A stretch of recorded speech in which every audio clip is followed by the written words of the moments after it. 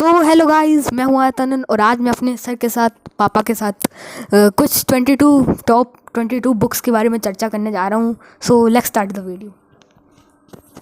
धन्यवाद राहत आनंद जी कि हमको इस चर्चा के लिए आपने समय दिया।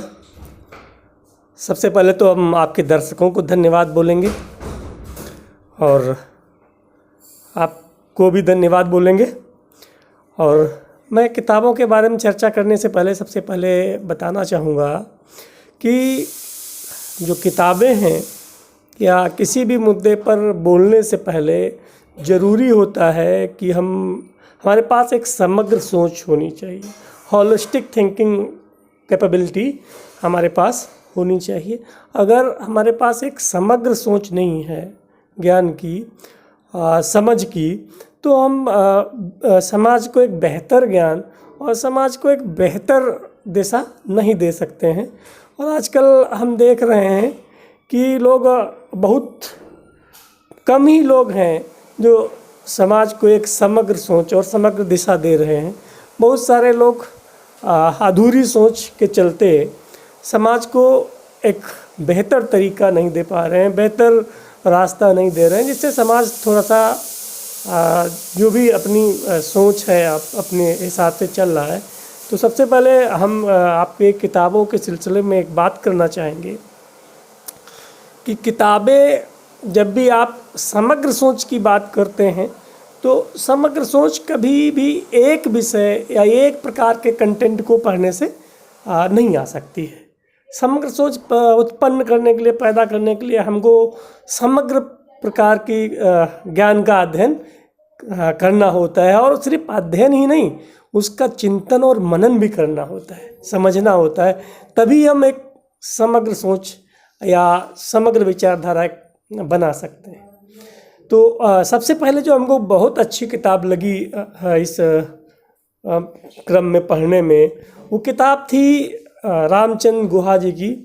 2-3 किताबें हमने पढ़ी रामचंद्र गुहा की कि भारत नेहरू के बाद, भारत गांधी के बाद ये किताबें पढ़ी। तो सबसे जो अच्छी बात उस किताब की हमको लगी वो ये थी कि किताब में रामचंद्र गुहा जी कहते हैं कि हमको आधुनिक इतिहास या प्राचीन इतिहास को आज के समय पर रख के उसका मूल्यांकन नहीं करना चाहिए, क्योंकि जो पुरानी चीज़ें हैं उस समय का समय, उस समय की विचारधारा, उस समय के लोग, उनकी सोच कैसी रही होगी, जो भी काम उन लोगों ने किया होगा वो किस सोच पे आधारित होगा, उनको नए मूल्यों पर रखकर उनका आकलन नहीं करना चाहिए।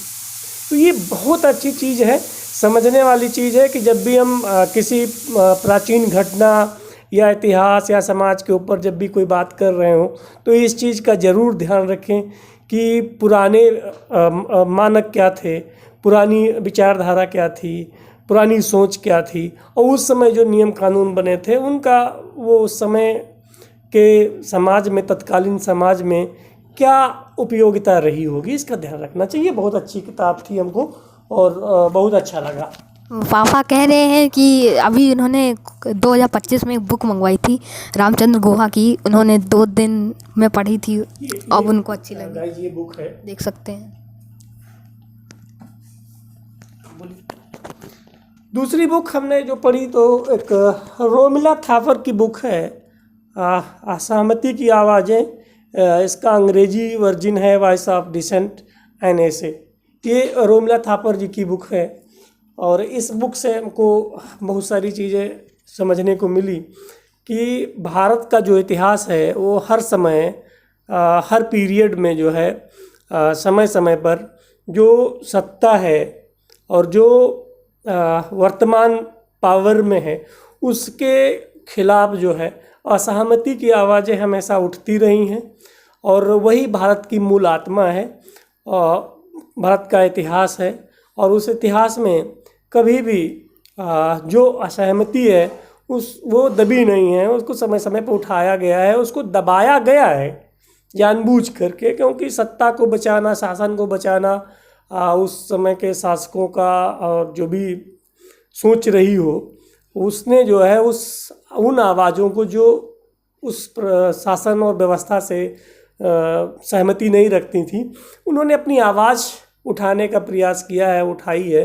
और उनका सिलसिला हमको इतिहास में बहुत कम मिलता है और हम लोगों को पढ़ाया बहुत कम जाता है, बताया बहुत कम जाता है। ये किताब समझनी चाहिए और पढ़नी चाहिए। तो कुछ लोग होंगे जिनको किताब अच्छी लगती होगी, बट जो किताबें हैं उनकी क्लियर फ़ोटो दिख नहीं रही, बिकॉज यहाँ से हम लोग दे रहे हैं तो दिखता नहीं होगा। तो पर चिंता मत करो, मैं लास्ट में उन सब की लिस्ट बना के आपको दे दूँगा। राहत आनंद जी।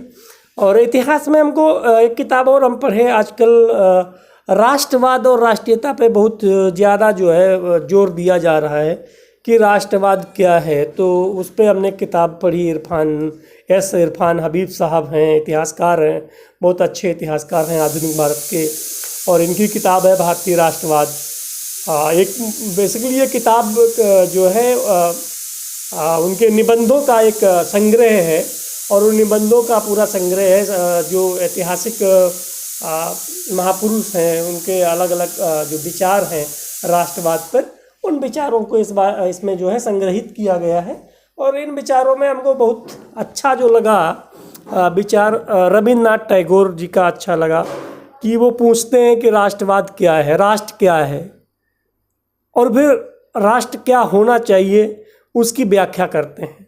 जो होना चाहिए वास्तव में वो नहीं हो रहा है राष्ट्र को लेकर के। ये हमारे रविन्द्रनाथ टैगोर साहब जो है उस समय बात करते थे, जो आज की भी मांग है, आज भी उस मांग को पूरी नहीं हो पाई है। दूसरी, डॉक्टर अम्बेडकर का इसमें जो है एक कथन है राष्ट्रवाद के बारे में। वो कहते हैं कि राष्ट्र अगर भाषा के आधार पर बनता है तो भाषा तो भारत की लगभग जो उत्तर भारत की भाषा है वो कई धर्मों के जो लोग हैं उनमें एक ही भाषा है। इस आधार पर राष्ट्र का विखंडन नहीं होना चाहिए था, राष्ट्र को जुड़ना चाहिए था। लेकिन भाषा को ही सिर्फ जो है राष्ट्र का आधार नहीं बनाया जा सकता है जी। और हमने जो एक और किताब पढ़ी, नेहरू बनाम सुभाष। इसमें नेहरू और सुभाष जी के बीच जो संबंध थे, अंतर संबंध थे, उनके बारे में रुद्रांशु मुखर्जी जी का बहुत अच्छा जो है विवरण प्रस्तुत किया गया है दोनों के बारे में। बहुत अच्छी किताब लगी हमको। दूसरी किताब रामचंद्र गुहा की हमको जो अच्छी लगी, उपभोग की लक्ष्मण रेखा पर्यावरण के नज़रिए से, रामचंद्र गुहा जी की बुक है।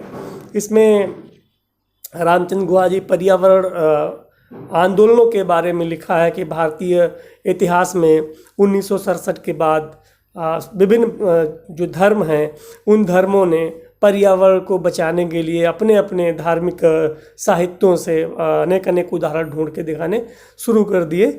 और दरअसल 1967 से पहले किसी भी धार्मिक पुस्तक में पर्यावरण से संबंधित ऐसे उदाहरण ढूंढने से नहीं मिलते हैं। और पर्यावरण एक महत्वपूर्ण चीज़ है। पर्यावरण की समस्या तभी उत्पन्न होगा जब औद्योगिकीकरण बढ़ेगा। और हम समझते हैं कि जब भारत में औद्योगिकीकरण था ही नहीं तो पर्यावरण की समस्या कैसे उत्पन्न हो सकती है। इसलिए धार्मिक ग्रंथों में पर्यावरण से संबंधित कोई चीज़ है नहीं, लेकिन उसको दिखाया जाता है। ये बहुत अच्छी बुक है। और एक बुक और पढ़ी टोनी जोसेफ की, आरंभिक भारतीय, अर्ली इंडियंस का अनुवाद है ये हिंदी में। और ये बुक हमको जो है भारत के ही जो होमोसेपियंस हैं या जो मानव हैं, हड़प्पन सिविलाइजेशन है, उसके बारे में ही नहीं बताती है, बल्कि ये जो सिविलाइजेशन हुआ, माइग्रेशन हुआ, स्थानांतरण बोलते हैं, जो मूल अफ्रीका के रहने वाले लोग थे वही माइग्रेट करके भारत की तरफ आए और पूरे विश्व में फैले। तो भारत के जो मूल है वो मूल कहीं ना कहीं अफ्रीका से आया हुआ है। और बहुत सारी चीज़ें इसमें उत्तर भारत को, पूर्वी भारत और दक्षिण भारत को अलग करके दिखाया गया कि कैसे दोनों का जो है संस्कृति दोनों की अलग अलग है। और उस संस्कृति क्यों अलग अलग है उसके बायोलॉजिकल कारण भी बताए और ऐतिहासिक कारण भी इन्होंने बताए हैं। और हम बता रहे थे कि जो है समग्र सोच की बात कर रहे हैं, तो समग्र सोच तभी लाई जा सकती है जब हम सभी विषयों के बारे में थोड़ा थोड़ा जो है एक समग्र ज्ञान रखते हो। इसलिए हमने समाजशास्त्र की एक बुक GS घुरिये साहब को भी हमने पढ़ा, ये समाजशास्त्र की बुक है, भारत में जाति एवं प्रजाति, Costa and rest in India, इसको भी पढ़ा। इसमें भारत की जो कास्टिज्म सिस्टम है उसके बारे में अच्छे से बताया गया है। जी रहता जी। अभी जो पापा ने बुक बताई अर्ली इंडियंस, असल में उसमें है क्या कि जो अफ्रीका में मेसोपोटामियन सिविलाइजेशन रहती थी और हड़प्पन सिविलाइजेशन, उन दोनों में जो डिफरेंसेस थे वो बताए गए हैं असल में। भी वो वही माइग्रेट करते हैं। जब क्लाइमेट चेंज होता है तो क्लाइमेट चेंज होने पे अफ्रीकन लोग माइग्रेट करते हैं, माइग्रेट करके पूरे विश्व में फैल जाते हैं और लास्ट में उन्हीं के वंशज जो है फिर आगे चल करके होमोसेपियंस में तब्दील होते हैं और वही फिर जो आज की सभ्यताएं हैं उन्हीं के वंशज हैं पूरे विश्व में। और किताबों के नज़रिए में हमने जॉर्ज ऑरवेल की 1984 पढ़ी, अभी हिंदी अनुवाद है, अभी बहुत अच्छी किताब है। और इस किताब को थोड़ा सा पाठक हो सकता है समझने में थोड़ा सा दिक्कत हो, क्योंकि बहुत गहरी चीज़ें कही हैं और उन गहरी चीज़ों को समझाने का इनका तरीका जो भी है, हिंदी में अनुवाद है इसलिए इनका थोड़ा समझने में दिक्कत हो सकती है हिंदी पाठकों के लिए, और जो अंग्रेजी के पाठक हैं वो हो सकता है आसानी से समझ जाएं। लेकिन बात बहुत अच्छी इसमें बताई गई, बहुत अच्छी चीज़ें बताई गई, इसको लगभग सबको पढ़ना चाहिए। वर्तमान कंटेक्स्ट में कहीं ना कहीं इस बुक को देखना चाहिए और वर्तमान कंटेक्स्ट में भी ये बुक हमको लगती है कि ये शाश्वत है।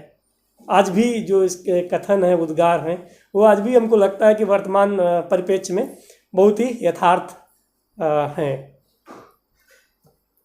हमने साथियों निर्मल वर्मा जी को भी पढ़ा। निर्मल वर्मा जी की कई किताबें हमने मंगवाई, जिसमें कुछ हमको एक चीथड़ा सुख बहुत अच्छी लगी और एक बुक है चीड़ों पर चांदनी, ये भी अच्छी बुक है, ये भी हमने पढ़ी जो है।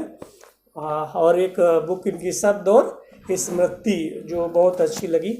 और ये जो एक चीथड़ा सुख है और चीड़ों पर चांदनी है, चीड़ों पर चांदनी बेसिकली इनका एक यात्रा वृतांत है जो ये यूरोप में अपने बिताए हुए समय हैं और वहाँ के समाज और अपने द्वारा बिताए गए पल उसके बारे में लिखा है, जो बहुत ही अच्छा इनका उद्गार है, कहने में बहुत माहिर हैं। लेखनी इनकी जो है अभिव्यक्ति के उद्गार को बहुत अच्छे से व्यक्त करती है। और वहीं हमने एक चीथड़ा सुख जो पढ़ा, तो एक चीथड़ा सुख भी बहुत अच्छी बुक है और इसमें वो मतलब लगभग जो दर्द है उस दर्द को बयां करते हैं कि महिलाएं जो है या जो महिलाएं हैं, महिलाओं के दर्द को भी बयां किया है कि वो जो समाज में समाज के नज़रिए को कि समाज क्या कहेगा उसको लेकर के कैसे सोचती हैं और कैसा व्यवहार प्रकट करती हैं और कैसे उनको जो है हाशिए पे खड़ा कर दिया जाता है और बेचारी वो जो है फिर उनके पास पछताने के अलावा कुछ नहीं रहता है दोस्तों। और अभी जो है साहित्य ज्ञानपीठ पुरस्कार प्राप्त लेखक हैं हिंदी के विनोद कुमार शुक्ल जी। इनकी 2 किताबें पढ़ी, दीवार में खिड़की रहती है और नौकर की कमीज।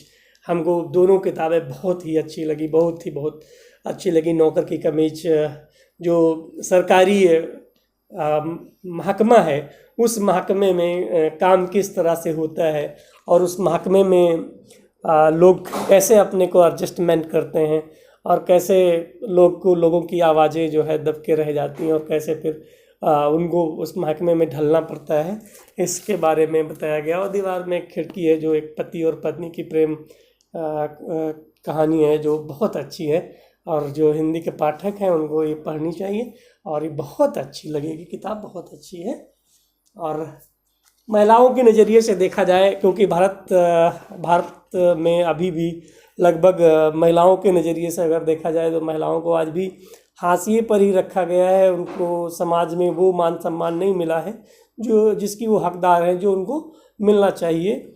जो होना चाहिए। दरअसल अभी आप देखे होंगे कि भारत की महिला टीम ने भारत का वर्ल्ड कप जीता है, लेकिन उसको सुर्खियों में, समाचारों में और समाज में वो स्वीकार्यता नहीं मिली जो पुरुष टीम को मिलती है। तो इसलिए महिलाओं पे बहुत कम काम होता है भारत में। 55 खंभे लाल दीवारें उषा प्रिवंदा की किताब है, और इस किताब में महिलाओं की आकांक्षाएं, इच्छाएं समाज के नज़रिए के नीचे कैसे दब जाती हैं, एक महिला कैसे अपना जीवन जो है बर्बाद कर लेती है, उसके बारे में बताया गया है। तो ये किताब बहुत अच्छी है। दूसरी किताब जो मृदुला गर्ग जी की है, बहुत अच्छी किताब इनकी और हमने पढ़ी है, वे नायाब औरतें। और ये कठगुलाब तो बहुत ही अच्छी किताब है। लगभग हर महिला को ये किताब पढ़नी चाहिए। मैं सजेस्ट करूँगा ये किताब लगभग हर महिला को पढ़नी चाहिए। जो हिंदी की पाठक महिलाएं हैं वो पढ़ें। और इस किताब का शायद अंग्रेजी वर्जन भी है। तो हाँ, महिलाएं इस किताब को ज़रूर पढ़ें। महिलाओं का ज़िंदगी जो है किस तरह जो है मुड़ता है और किस तरह उसको मोड़ दिया जाता है, और उसके क्या क्या एस्पेक्ट्स हो सकते हैं, और महिलाएं कैसे अपने आप को सशक्त कर सकती हैं, कैसे स्वयं जो है आत्मनिर्भर बन सकती हैं, उसके बारे में काफ़ी कुछ सही से बताया गया है समझने के लिए। तो ये बुक महिलाओं के लिए बेसिकली बहुत अच्छी है, उनको पढ़नी चाहिए। और वैसे सबको पढ़नी चाहिए किताब, क्योंकि जो महिलाओं के बारे में नज़रिया रखते हैं उनके नज़रिया को बदलने के लिए किताब बहुत अच्छी हो सकती है। साथियों, दूसरी किताब मेरी आगे जी की है, नदी के द्वीप। ये मैंने पढ़ी और इसको हम बहुत पसंद किए, बहुत अच्छा लगा इस किताब में कि प्रेम क्या है और सौंदर्य क्या है। सबसे बड़ी बात है कि सौंदर्य बोध के बारे में हमको समझने में काफ़ी सहायता मिली। साथियों, बहुत लोग बोलते हैं कि सौंदर्य जो बाह्य सौंदर्य होता है, जो हम देखते हैं शरीर की जो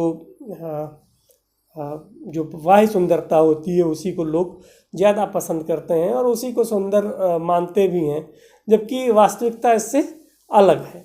सुंदरता सिर्फ जो बाह्य सुंदरता है, कह लीजिए चेहरे की सुंदरता है, चेहरे की सुंदरता ही व्यक्ति को सुंदर नहीं बनाती है। सुंदरता तो उससे कहीं बड़ी चीज़ है, जो सिर्फ चेहरे से नहीं आती है, रंग से नहीं आती है। सौंदर्य बहुत बड़ी चीज़ है जो सिर्फ रंग पर निर्भर नहीं करता है।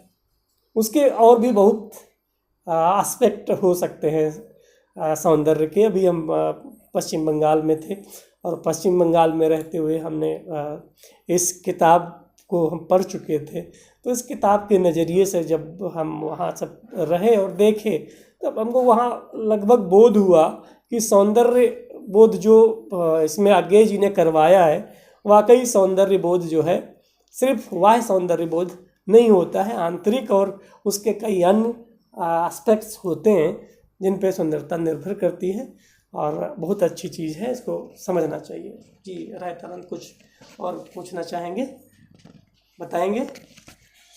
ऑलमोस्ट 10 बुक हो चुकी है और अभी ऑलमोस्ट 12 या फिर 10 बुक और बची हैं।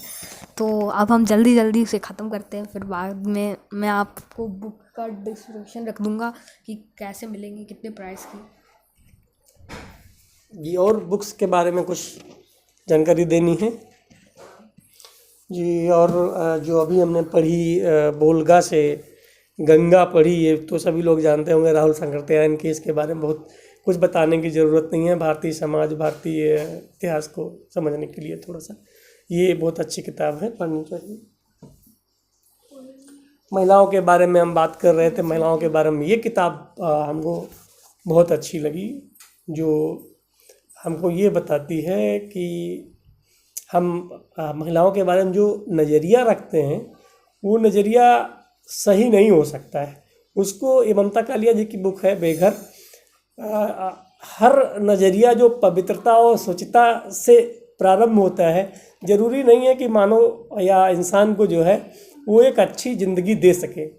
अच्छी ज़िंदगी जीने के लिए एक अच्छा इंसान होना जरूरी है, ना कि पवित्रता और सुंदरता। तो ये किताब उन चीज़ों को बहुत अच्छे से स्पष्ट करके बताती है। ये किताब उन सभी लोगों को पढ़ना चाहिए जो ऐसा नज़रिया रखते हैं, जो अभी अपने लिए जीवन साथी ढूंढ रहे हैं या उस प्रक्रिया में हैं। उन महिलाओं को भी ये बुक पढ़नी चाहिए जो ये सोचती हैं कि लाइफ जो है का एक ही सिरा है। तो उनको भी ये पढ़नी चाहिए, सबको पढ़ना चाहिए। बुक बहुत अच्छी बुक है। साथियों, एक और बुक है अभी हमने पढ़ा, रविन्द्रनाथ टैगोर जी जो नोबेल पुरस्कार विजेता हैं, इनकी किताब है गोरा।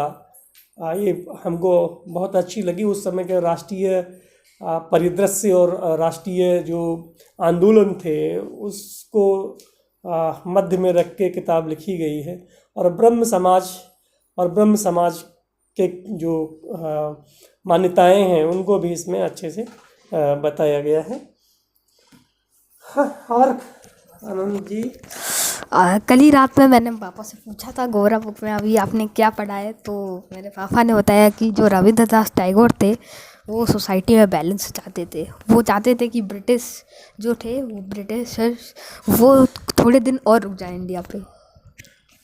हाँ, वो टैगोर जी का जो राष्ट्रवाद के संबंध में विचार है और स्वतंत्रता और आज़ादी के संबंध में विचार है, वो टैगोर जी कहते हैं कि अभी अंग्रेज़ों को भारत में कुछ और दिन और रहना चाहिए। अभी आज़ादी जो है भारत के लिए बहुत महत्व नहीं रखती है, क्योंकि जब तक समाज बैलेंस नहीं होगा, समाज में बराबरी नहीं होगी, समानता नहीं होगी, न्याय नहीं होगा, तब तक भारत को स्वतंत्र करके अगर अंग्रेज चले जाएंगे तो समाज का जो उच्च तबका है वो चाहे सामाजिक रूप से उच्च तबका हो चाहे आर्थिक रूप से हो, वो उच्च तबका निम्न तबके के ऊपर जो है अत्याचार करेगा, उसको दबा देगा।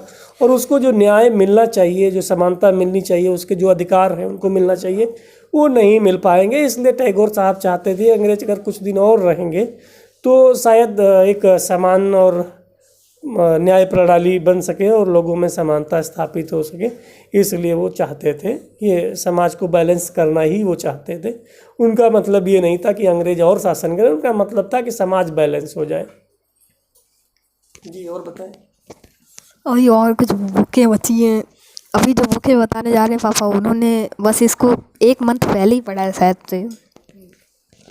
आप तो घर की बात है, अच्छे से जानते हैं कि कौन किताब कब पढ़ी जा रही है। और हरत आनंद जी तो अभी भी समझने लगे हैं कि कौन सी बुक जो है इतिहास की है, कौन सी बुक साहित्य में आती है, कौन सी कहानी में आती है।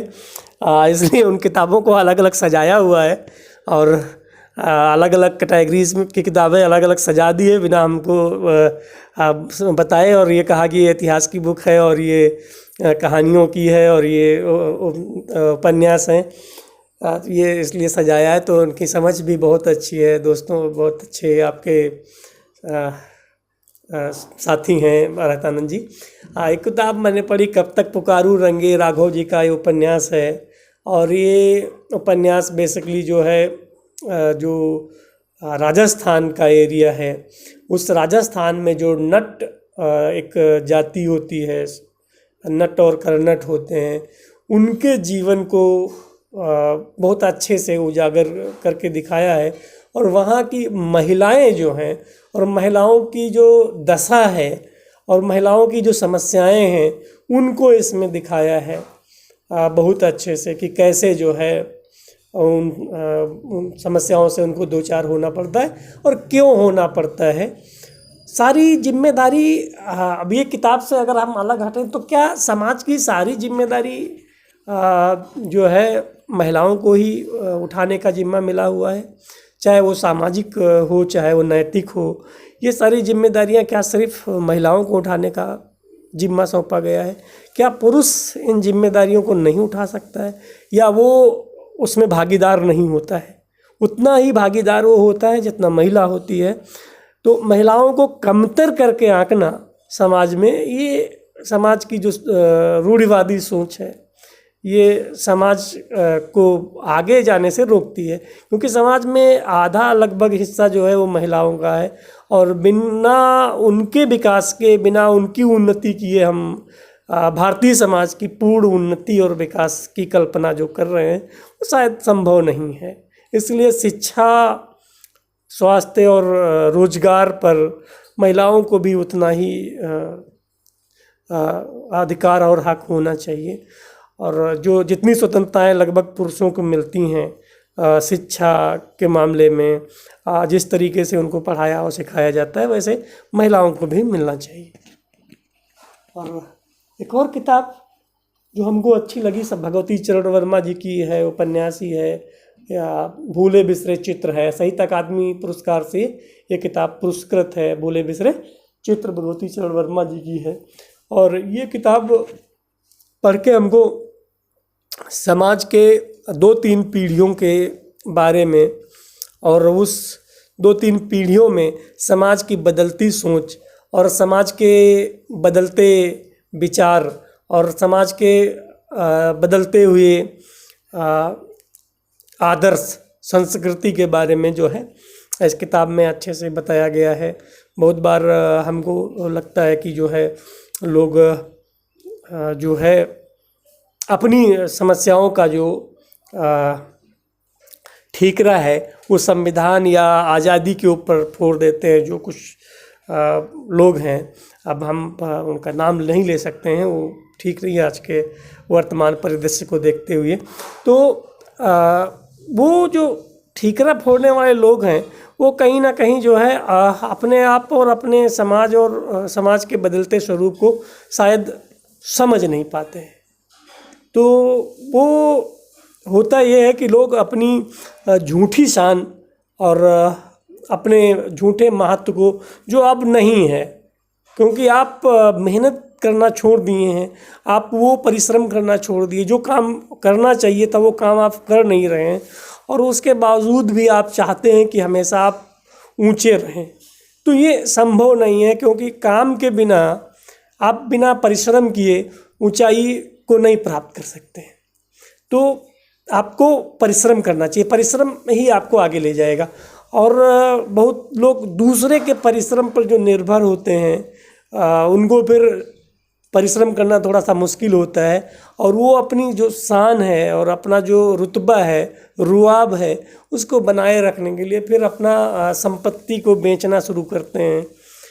वो चाहे अचल संपत्ति हो, अचल संपत्ति कम हो रही है इसलिए अचल संपत्ति को बेच करके वो उसकी भरपाई करना चाहते हैं, जिससे उनका धीरे धीरे पतन होने लगता है और पतन हो जाता है। इसके बारे में बहुत अच्छे से है समझने वाले के लिए। और एक लास्ट बुक जो अभी हमने पढ़ी है, ये फ्योदोर दोस्तोयेव्स्की रूसी लेखक हैं, उनकी बुक है जिसका ये हिंदी अनुवाद है। साथियों, हम हिंदी में ज़्यादा समझना और पढ़ना फ्लुएंसली थोड़ा सा पसंद करते हैं। ऐसा नहीं है कि अंग्रेजी नहीं पढ़ लेते, अंग्रेजी बुक्स भी मंगाते हैं जो हिंदी में नहीं मिलती हैं, लेकिन उतना फ्लुएंसली जो है हम उनको पढ़, और शायद अंडरस्टैंडिंग उतनी अच्छी नहीं है, ये मान लीजिए।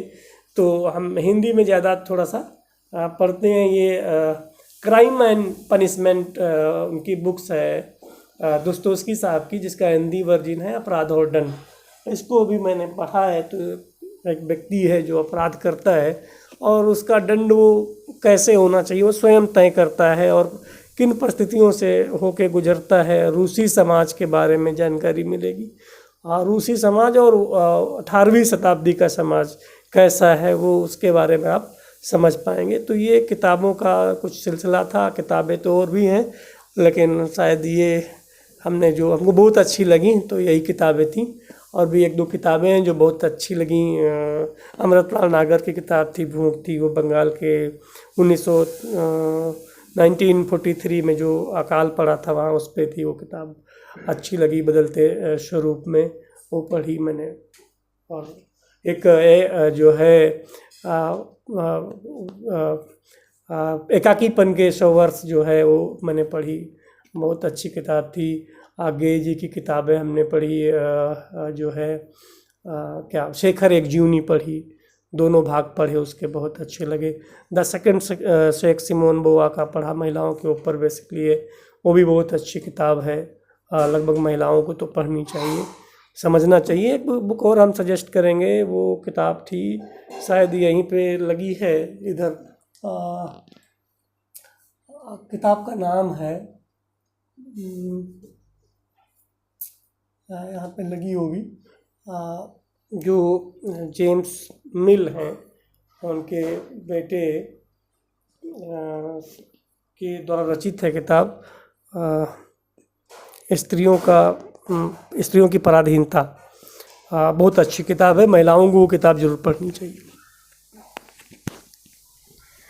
एक रात पापा ने एक बुक थी, नाम पता नहीं, यहीं पे है, उसमें कहानी थी 4 चौका 150, उसके बारे में 25 पापा, चौका 150। हाँ 25 चक्का 150, वो पापा उसके बारे में कुछ बताना चाहिए। 25 चौका 150 ओम प्रकाश वाल्मीकि जी की एक कहानी है, जो ओम प्रकाश वाल्मीकि जी समाज के निचले, हम तो इसमें भेद नहीं रखते हैं, लेकिन जो व्यवस्था है उसके हिसाब से लोग मानते हैं कि वो समाज के निचले पायदान से आते थे। लेकिन उन्होंने ये किताब लिखी, और वो किताब जो वर्तमान या उस समय की जो व्यवस्था है, जो कर्ज की व्यवस्था है, किसान और जो गरीब लोग भू सामंतों से या जमींदारों से जो कर्ज लेते थे, और उस कर्ज को भू सामंत और जमींदार कैसे बढ़ा चढ़ा के किसानों से और गरीबों से वसूलते थे, उसके बारे में वो कहानी है। कि एक जमींदार है और कर्ज दाता को बताता है कि 25 रुपया आपने लिया था और इसका 4 साल हो गया है, तो इसका जो ब्याज होगा वो 150 रुपया होगा, क्योंकि 25 चौका 150 होता है। और वो जो कर्जदाता है वो भी याद कर लेता है कि 25 चौका 150 होता है। उसका बच्चा जब स्कूल जाता है और 25 का पहाड़ा पढ़ता है कि 25 चौका 100, तो उसके पिताजी उसको डांट देते हैं कि 25 चौका 100 नहीं होता है बेटा, 25 चौका 150 होता है, क्योंकि हमारे जो भू सामंत साहब हैं, जमींदार साहब हैं, उन्होंने कहा है, और उनकी बात गलत नहीं हो सकती है। हो सकता है मास्टर साहब ने गलत आपको पढ़ा दिया हो, किताब में गलत लिखा हो, तो बेटा इसलिए 25 चौका 150 होता है, तो बेटा 25 चौका 150 रट लेता है। क्लास में जब वो पहाड़ा सुनाता है 25 चौका 150, तो मास्टर साहब बहुत मारते हैं उसको, क्योंकि ये गलत था। लेकिन बच्चा अब क्या करे, अब ना घर में बोल सकता है ना स्कूल में बोल सकता है, तो अब स्कूल में वो 25 चौका 100 पढ़ता है, घर में 150 पढ़ता है। जब बड़ा हो जाता है तो अपने पिताजी को समझाता है। 100 रुपया उसको वेतन मिलता है, तो वेतन के 100 रुपया अलग अलग करता है, रेजकारी के उसमें लाता है रूप में, और फिर 25-25 के 4 हिस्से बनाता है और पिताजी को समझाता है कि पापा 25 चौका 150 नहीं होता है, 25 चौका 100 होता है। उसके पिताजी विश्वास नहीं करते हैं, लेकिन जब अपने हाथ से गिनते हैं तब उनको समझ में आता है कि 25 चौका 150 होता है। कहानी बहुत अच्छी है, और बहुत सारी कहानियाँ भी पढ़ी है। एक राजा निर्वंशिया है कहानी, बहुत अच्छी है, उसमें बहुत अच्छी कहानी। दरअसल मैं भी एक बुक लिख रहा हूँ जिसका नाम यूनिवर्सल पैराडॉक्स थ्योरीज़ है। उसमें अभी मैं कुछ ही पेज लिख पाया हूँ, बट इन फ्यूचर मैं उसको पब्लिश कर सकता हूँ। अच्छी बात है। हमको लगता है आनंद जी की समझ विकसित हो रही है, बहुत अच्छी समझ है, और अभी तो विकसित हो रही है और आगे और विकसित होगी। आनंद जी शायद और बेहतर करें, समाज को कुछ अच्छा दे सकें, एक बेहतर ज्ञान दे सकें समाज को, जिससे समाज का निर्माण हो और समाज के निर्माण में इनका भी योगदान हो।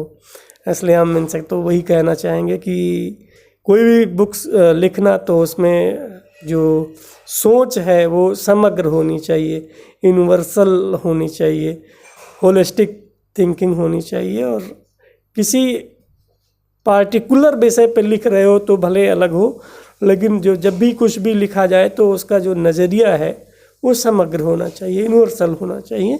क्योंकि ये जो यूनिवर्सल सोच है, इसी के ना होने के कारण जो है लोग रास्ता भटकते हैं, समझ नहीं पाते हैं कि क्या सही है क्या गलत है। तो जो भी साहित्य आना चाहिए उस साहित्य में साहित्यकार को एक समग्र सोच को दिखाना चाहिए, ना कि किसी पार्टिकुलर विषय से संबंधित या पार्टिकुलर विषय पर ही केंद्रित करना चाहिए। ये ज़रूर रखना, हम यही बेस्ट विशेष करते हैं मिस्टर अराहत से कि वो जब भी कोई किताब लिखें उसमें एक समग्र नज़रिया होना चाहिए समाज को देखने के लिए, और समाज को देखने का समग्र नज़रिया हमको ज्ञान से मिलता है, और वो ज्ञान इतिहास, भूगोल, समाजशास्त्र, अर्थशास्त्र, विज्ञान और सब चीज़ का लगभग ज्ञान होना चाहिए, तभी हम कोई चीज़ एक मुकम्मल तौर से कह सकते हैं। क्योंकि मुकम्मल चीज़ कहना बड़ी चीज़ होती है। फिर अगर मुकम्मल चीज़ कहिए तो स्वीकार्यता ज़्यादा होगी उसकी, और समाज तो अपने अपने नज़रिए से चीज़ों को देखना चाहता है, क्योंकि वो जैसा नज़रिया रखता है वो वैसी चीज़ ही चाहेगा। ये तो अलग बात, लेकिन एक साहित्यकार को, लेखक को हमेशा एक समग्र नज़रिया, समग्र सोच देनी चाहिए, और किसी भी प्राचीन चीज़ को नए परिप्रेक्ष्य में नहीं देखना चाहिए। थैंक यू बाबा। और अब ये वीडियो समाप्त करने वाला हूँ मैं, पर अभी जो बुक हैं वो पापा ने ऑर्डर कराई हैं, आप लोग भी ऑर्डर करा सकते हैं अमेज़ॉन और फ्लिपकार्ट से।